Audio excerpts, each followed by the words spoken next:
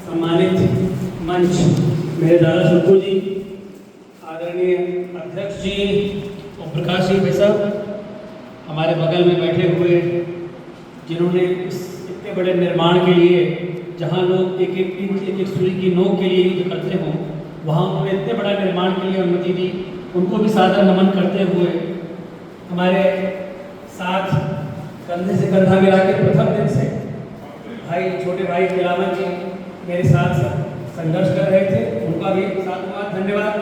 और परेश कृपलानी जी जो मेरे साथ बराबर जहाँ भी मुझे आवश्यकता पड़ी वहाँ इन्होंने मेरा साथ दिया। संचालक बहुत इतना बढ़िया संचालन कर रहे हैं, उनको साधुवाद देते हुए मेरे साथ चल के आए हुए हर्षी शेखर जी जो प्रशिक्षण देते हैं कंप्यूटर्स को, जो तकनीकी शिक्षा लोगों को बताते हैं, आदरणीय चंद्र शर्मा जी, उपस्थित समूह और मेरे प्यारे साथी पत्रकार बंधु छायाकार साथियों, ये बहुत हर्ष का विषय है कि आज हम सब जिस कार्य के लिए एकत्र हुए हैं इसकी जितनी प्रशंसा की जाए वह तो बहुत कम है, और ये हम सबको देखने को नसीब हुआ प्रधानमंत्री नरेंद्र मोदी जी के कारण। आज निश्चित तौर पर यह हर्ष के विषय पे मैं दो बातें कहूंगा, लेकिन मैं प्राचीन विषय पे जरूर आना चाहूंगा क्योंकि आज इस भारत देश में विभाजन विभीषिका का भी आज दिन है, बाकी है, जहां हम सबका एक मूल मंत्र है, हिंदी है हम, हिंदू है हम, हिंदी है हम और हिंदुस्तान हमारा।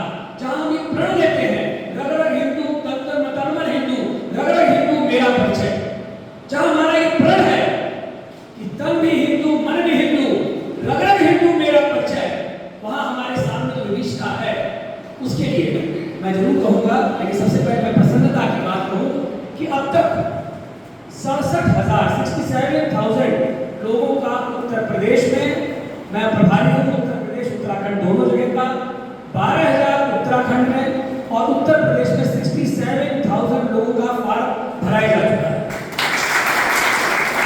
और इस 67,000 में जो मानसिकता है, जहां मुख्यमंत्री योगी आदित्यनाथ जी सा व्यक्ति बैठा हुआ है जो जीरो टॉलरेंस पर, अगर उनको पता चल जाए कि यहाँ कहीं भ्रष्टाचार है तो वो जीरो टॉलरेंस रखते हैं, उसका घर तक गिरवाने का काम रखते हैं और वो साफ कहते हैं कि भ्रष्टाचारी और जो इस तरह के व्यभिचारी हैं, जो ये माफिया हैं, उनको मिट्टी में मिला देंगे, जिसका प्रण लेकर के मुख्यमंत्री योगी आदित्यनाथ बैठे हुए हैं। उसके बावजूद भी अभी हम मात्र पूरे उत्तर प्रदेश में 19 सर्टिफिकेट प्राप्त कर पाए। ये बहुत दुखद विषय है। मैं इस बात के लिए विगत 15 दिन से संघर्ष कर रहा हूँ। अभी मैं कमिश्नर से सुबह बरेली में लड़ करके, मतलब मेरे उनके बीच में हाथापाई नहीं हुई क्योंकि वो सौम्य अग्रवाल है, महिला है और हमारा संस्कार हमको किसी महिला से लड़ने की संस्कार नहीं देता, लेकिन मेरा उनसे युद्ध हुआ और मैंने उनको आग्रह किया है कि अब इसके बाद हम दोनों आमने सामने खड़े होंगे और मुख्यमंत्री मददता करेंगे। आप सबको बुलाइए जिनकी मानसिकता न लेने की है, क्योंकि 12 लाख लोगों को पूरे उत्तर प्रदेश में सर्टिफिकेट हमको देना। और साथियों, यह हिंदू राष्ट्र की आधारशिला है। ये CAA मैं बहुत प्रतिज्ञापूर्वक और बहुत ईमानदारी से आप सबको बता रहा हूं कि CAA हिंदू राष्ट्र की आधारशिला है और उस आधारशिला के स्तंभ आप शुरुआत हुई है कि हमेशा जब भी कभी माननीय गृह मंत्री अमित शाह जी के पास जो नाम गए, उनमें सबसे पहले जो नाम गए वो आपके गए। मुझको तत्काल मुख्यमंत्री यहाँ से टेलीफोन आया कि रायबरेली में 8 लोगों का वितरण हो गया। मैंने कहा 17 लोग थे, कल 8 लोग हो गए। फिर सीधा गृह मंत्री तक पहुंचा, 19 लोगों का जो नाम पहुंचा है उसमें आप लोगों का भी नाम है, आदरणीय अमित शाह जी के पास। अभी हम लोगों को बहुत संघर्ष करना है। मुझे लगता है कि मैंने 20 दिन कहा था, लेकिन मेरे गुरु जी ने मुझे 20 तारीख कह दिया, लेकिन फिर भी क्योंकि हम जिस तरह से पोस्ट डिपार्टमेंट के व्यक्तियों से इस समय हम दबाव दे रहे हैं, जो डीजी है उनसे हमारा जिस प्रकार का संवाद चल रहा है, मुझे उम्मीद है कि इस माह तक आप सब लोगों में से कोई भी व्यक्ति नहीं बचेगा। मुझे उम्मीद है कि हम 25 से 30,000 सर्टिफिकेट इस महीने में वितरण करवा पाएंगे। विषय पे आता सब ने बड़े दर्द से गाया होगा कि जो शहीद हुए हैं उनकी जरा याद करो कुर्बानी, सब ने गाया। लेकिन मैं आपको बताऊंगा कि जो हुई है इस देश में बेईमानी, उसको भी याद रखिए। जो शहीद हुए हैं उनकी कुर्बानी भी याद करिए, और जो देश के साथ बेईमानी हुई है उसको भी आपको याद रखना चाहिए। साथियों, अभी मेरे साथी ने बांग्लादेश का जिक्र किया। मैं आपको बांग्लादेश के बारे में इतना जरूर बताऊं कि आज शेख हसीना जी यहाँ पहुंची है, तो ये आप सब लोगों के लिए गौरव का विषय है कि 56 मुस्लिम राष्ट्र इस पूरे विश्व में मौजूद है। लेकिन उस 56 मुस्लिम राष्ट्र के मौजूद होने के बाद भी उनको शरण देने के लिए किसी ने स्थान नहीं दिया, उनको भारत में ही आना पड़ा। तो ये करारा तमाचा है विपक्ष के मुंह पे, जो कहते हैं कि भारत में विश्वास की भावना है और भारत में पूरे तरह से लोग अविश्वास के साथ जी रहे हैं। उनके मुंह पे करारा तमाचा है, क्योंकि उनको कई जगह नहीं मिली। और छाती ठोक के हमने प्रधानमंत्री नरेंद्र मोदी ने उनको यहाँ रखा। अब मैं उनकी बारीकियां बताऊंगा कि वो कैसे बची। आपको याद होगा 1971 का वो दृश्य, जब इस देश में दोनों तरफ से गोलियां चल रही थी और हजारों सैनिक मारे जा रहे थे। उस समय पर भारत में प्रधानमंत्री श्रीमती इंदिरा गांधी ने यह ऐलान किया कि हमें इनको बचाना है। हमारी सेना मैदान में उतर चुकी थी और अमेरिका का पूरा निर्देश था 30 लाख से ज्यादा हिंदू मारा जा रहा था। और जो लड़ाई हो रही थी उसमें कोई बांग्लादेश की सेना तो थी ही नहीं, सब पाकिस्तानी सेना थी। और वहां बांग्लादेश में छीन करके, खोज करके, चिन्हित करके वो हिंदुओं को मार रहे थे।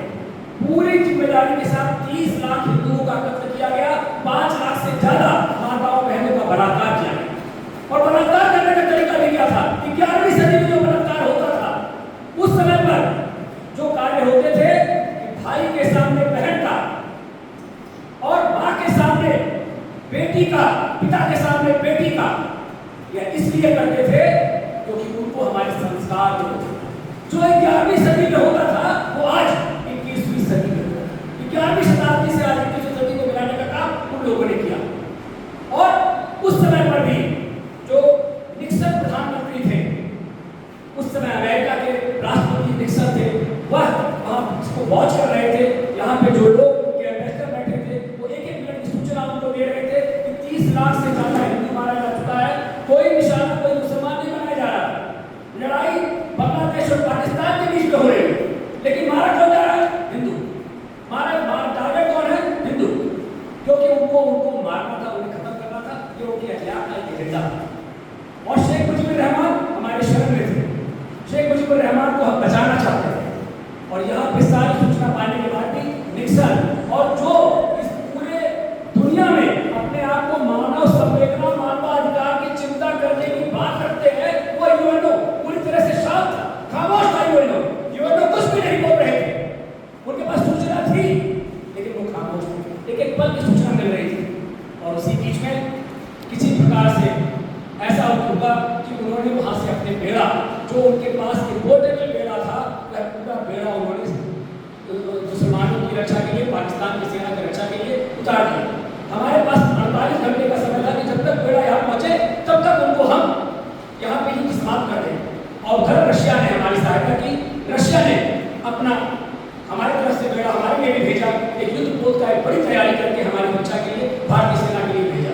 लेकिन दोनों का ही पोत पहुंचने के पूर्व ही 48 घंटे में भारतीय सेना ने पूरी तरह से जो उस समय उनका कद्दावर नेता था जिया, उसको बंदी बना लिया और 96,000 पाकिस्तानी सैनिकों को घुटने के बल ला करके पूरी तरह से पाकिस्तान को कब्जे में।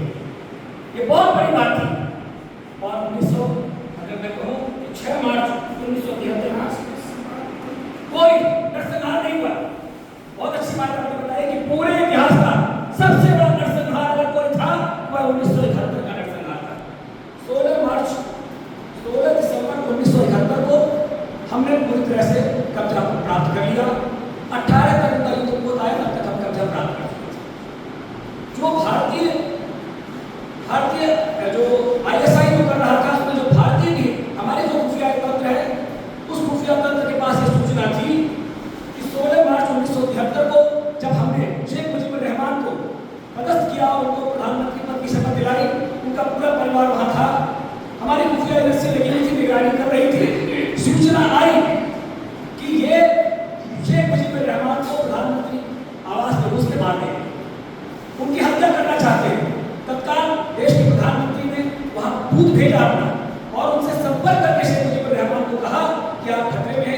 क्या हो सकती है मार्च में, लेकिन शेख मुजीबुर रहमान ने कहा ऐसा संभव नहीं है।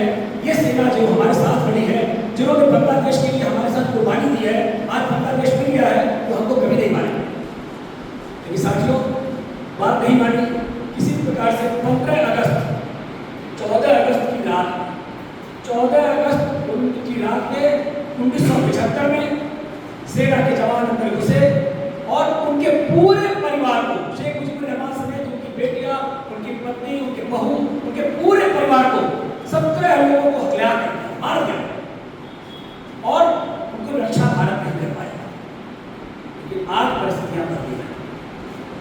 परिस्थितियां ऐसी बदली हैं कि वो अमेरिका जो आग दिखा रहा था, जो अमेरिका बार बार कह रहा था कि बांग्लादेश नहीं बनने देंगे, वो निक्सन जो बार बार कह रहे थे शेख मुजीबुर रहमान को या तो तुम बांग्लादेश मिला दो पाकिस्तान में वरना हम तुमको मार देंगे, वो उस समय मारने में कामयाब हुए। लेकिन चूंकि बांग्लादेश का निर्माण अमेरिका के खिलाफ हुआ, अमेरिका की शक्ति के विपरीत हुआ, इसलिए अमेरिका उसको डाइजेस्ट नहीं कर पाया। इस बार फिर ऐसी हालात बने, चुनाव में अमेरिका ने मना किया कि शेख हसीना तुम चुनाव नहीं लड़ो, अगर चुनाव लड़ोगे तुम्हारी हत्या करा।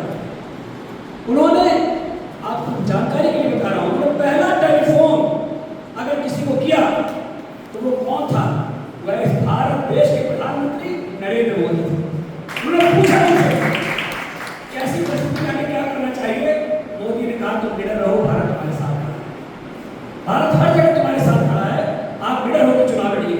वो चुनाव लड़ी, फिर इस बार 5वीं बार जीती, प्रधानमंत्री बनी। प्रधानमंत्री बनने के बाद फिर वही स्थिति आई।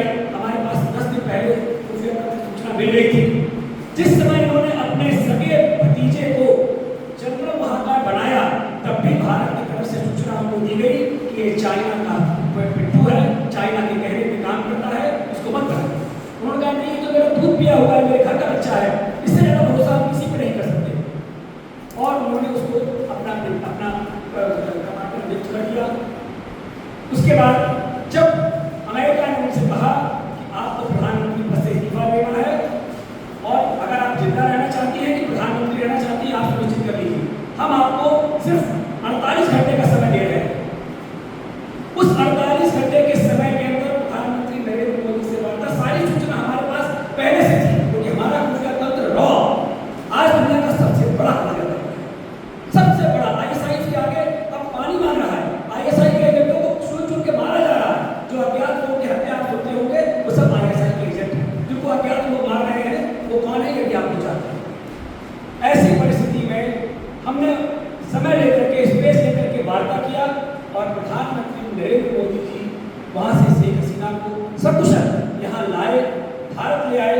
जिस समय पर वो निकली उसके पूर्व हमारे 2 राफेल स्टैंड बाई में खड़े थे और वो 2 राफेल जो स्टैंड बाई में खड़े थे वो बाकायदा इलेक्ट्रॉनिक मीडिया पे चर्चा करके हुए, ताकि वो रेडियो से जो पकड़ते हैं वो जान जाए कि हमारे 2 राफेल किसी भी अपनी घटना का सामना करने के लिए तैयार है, हमारी सेना किसी भी अपनी घटना का सामना करने के लिए तैयार है। और ऐसा कुछ नहीं हुआ, पीछे सीधा उनको क्रॉस करते हुए हिंडन एयरपोर्ट पर, एयरबेस पर उनको उतारा गया और सुरक्षित आगे नहीं है। मैंने ये कथा आपको इसलिए सुनाई कि जो देवासुर संग्राम तब चल रहा था वह आज भी चल रहा है। अगर हम 84 के नरसंहार की बात करते हैं तो ऐसे बहुत से नरसंहार हुए जहां मानव संवेदनाएं तार-तार हो गई है और वो करने वाला कोई और नहीं है। उनकी दृढ़ इच्छा शक्ति, आज प्रधानमंत्री नरेंद्र मोदी जी की दृढ़ इच्छा शक्ति से ही आज यह संभव हो पाया है कि हमारे देश को पूरी दुनिया के सामने हमने आज ये दिखाया, छाती ठोक के, कि जिसका अमेरिका दुश्मन है उसको हमने बना दिया। ये बहुत बड़ा संदेश है। और शायद जो लोग यहाँ पर अराजकता फैलाने में कामयाब हुए, झूठ बोल करके सत्ता पाने में, हथियार में कामयाब हुए, किस प्रकार का झूठ बोल दिया, प्रलोभन दिया, वो कामयाब हुए। इसी प्रकार से चाइना और अमेरिका वहां सत्ता गिराने में कामयाब। आगे की लड़ाई बहुत लंबी है, यही युद्ध समाप्त नहीं हो रहा। अभी खतरे बहुत बढ़ेंगे, अभी युद्ध बहुत बढ़ना है, लड़ाई बहुत लड़नी है। और उसके लिए मैंने आपको आगाह किया कि आज का दिन हमारे जीवन में जो ये तिथियां आती हैं वह इसीलिए आती है। अगर श्रीमती इंदिरा गांधी की शहादत का दिन आता है तो इसलिए आता है कि वो याद करे कि अगर तुम्हारी भावना किसी भी मानव संवेदना के, किसी भी वंश के, किसी भी देश के, किसी भी मानव के ऊपर होगी, अहंकार तुम्हारे सर पे होगा ये याद दिलाने के लिए कि अगर अहंकारी रावण था तो वो भी नष्ट हुआ, अहंकार जब भी बढ़ा है तो वो नष्ट हुआ है, चाहे वो कोई हो। ये याद दिलाने के लिए उनकी शहादत का दिन आता है। इसी प्रकार से ये विभाजन निष्ठा भी सीखी आती है, जो रघुपति राघव राजा राम करते थे, जिन्होंने कहा कि विभाजन मेरी नाश में होगा, उनका झूठ आप सबके सामने बेनकाब हुआ। तो जो स्थितियां पहले हुई हैं उससे ज्यादा भयानक स्थितियां हमारे सामने खड़ी हैं। हमें अपने आप को सशक्त करना है, एक करना है, मजबूत करना है। और जब तक हम हिंदू के नाम पर एक होंगे, मैंने कहा ना हिंदू है हम, वतन है हिंदुस्तान हमारा, तो जब हम उस पर होंगे और हमारे अंदर ये भावना होगी कि जिसको न निज गौरव तथा निज देश का अभिमान है वह नर नहीं नरपश निरा है और पतक समान है, इस भावना के साथ अगर हम एकजुट होकर के आगे बढ़ेंगे, मुझे लगता है कि बड़ी से बड़ी दीवार को हम गिराने में कामयाब होंगे। अभी लड़ाई बड़ी है,